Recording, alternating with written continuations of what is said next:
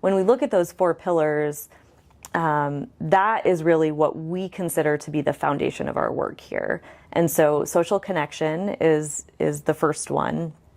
And what that means is, once again, how are you communicating with and being connected to the people in your communities?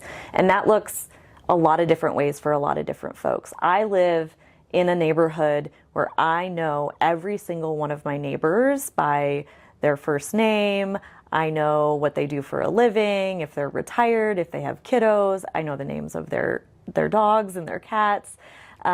We have a neighborhood block party every year, and a neighborhood potluck where we come together and we share food and just, update each other on our lives, and we get to meet new neighbors and reconnect with even people that moved out of the neighborhood come to the potluck so they can check back in with everyone.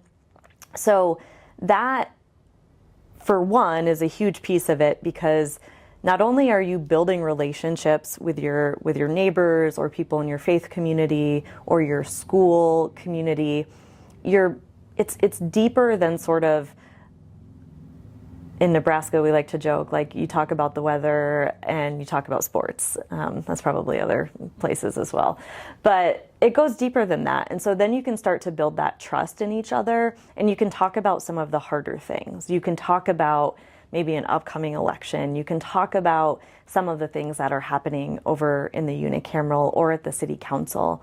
And you can start to share information about how that policy or lack of policy might be impacting you as an individual, and have a deeper, broader conversation about that. Another pillar is community engagement. And, that, again, looks a lot of different ways for a lot of folks.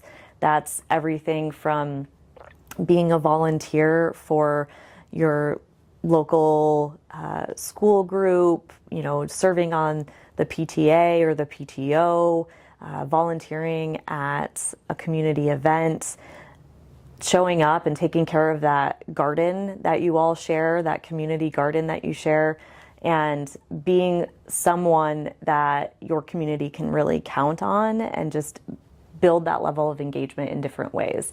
And like I said, it looks different for everyone. We don't expect that people right out of the gate are doing, kind of the most intense things, because we realize everyone has a different 9 to 5, everyone has a different work schedule, family schedule, life schedule.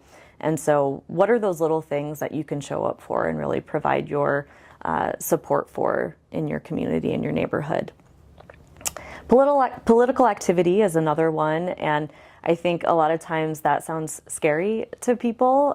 The word political can get a little dicey. That, again, is we use it in a nonpartisan way.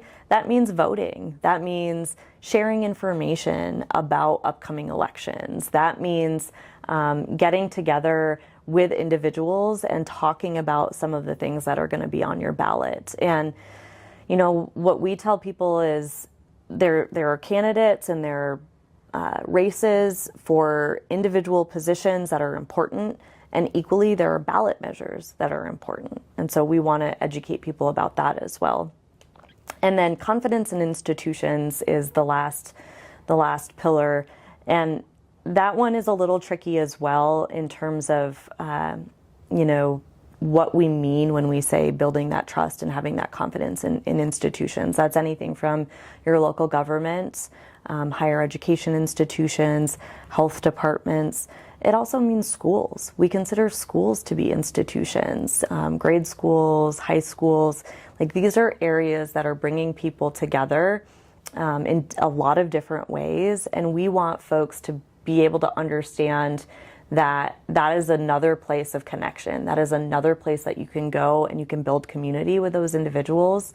And a lot of the work that we do can't be done without understanding and having that systems literacy, another thing that we were talking about, right? What is the protocol for showing up to a planning commission meeting and understanding what that looks like, and what it means for a new housing development to get approved, and what does that look like for your neighborhood if that's where you live, where it's going. And so we really want to be able to build that up for folks. And we want individuals to have trust in those institutions because they are such a big part of our lives.